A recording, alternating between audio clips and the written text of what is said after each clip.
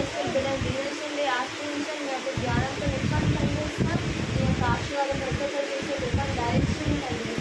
అది నా తండ్రి మంచి జ్ఞానం దయచేయండి. మీ యొక్క స్టడీస్ తండ్రి చదువుతుండగా తండ్రి మీకు జ్ఞానం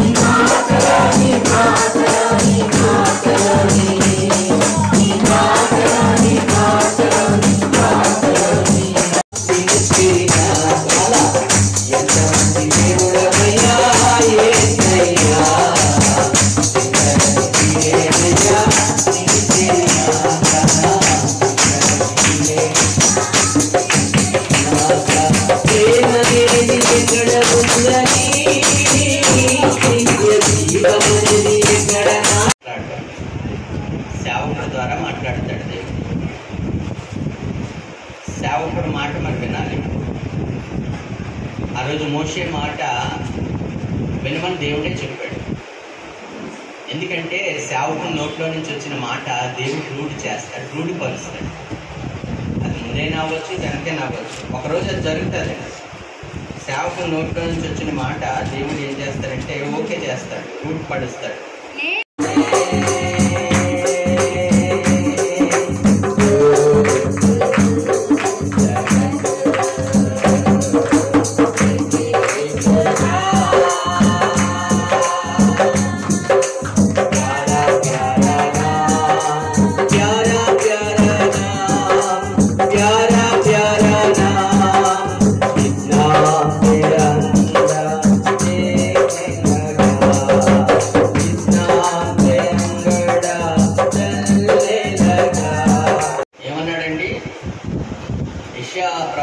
యెషయా ప్రవచనాల్లోకి వచ్చేసరికి నేనే ఎవరండి, నేనే అని ఎందుకు అన్నాడంటే పిల్లరా అక్కడ చెప్పాడు, నిర్గమాకాండంలో చెప్పాడు.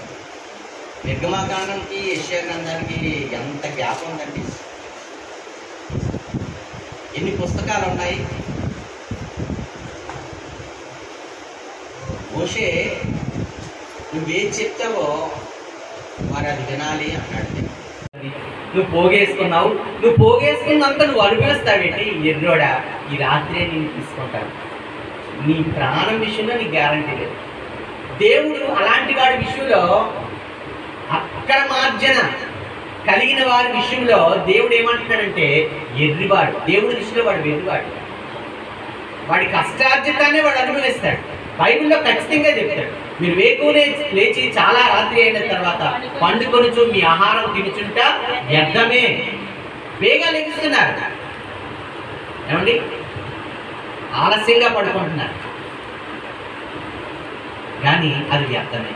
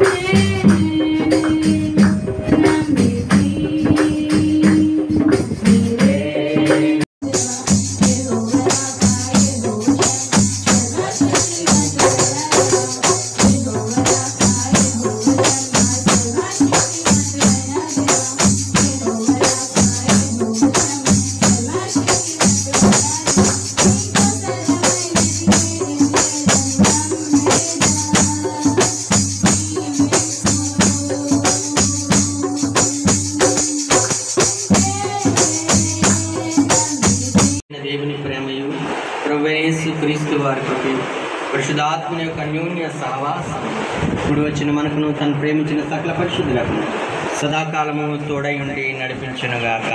ఆమేన్. యేసు రక్తమే చేయి, ప్రభు రక్తమే చేయి, ప్రభు రక్తం సంపూర్ణ విజయం కలుగునుగాక. ఆమేన్.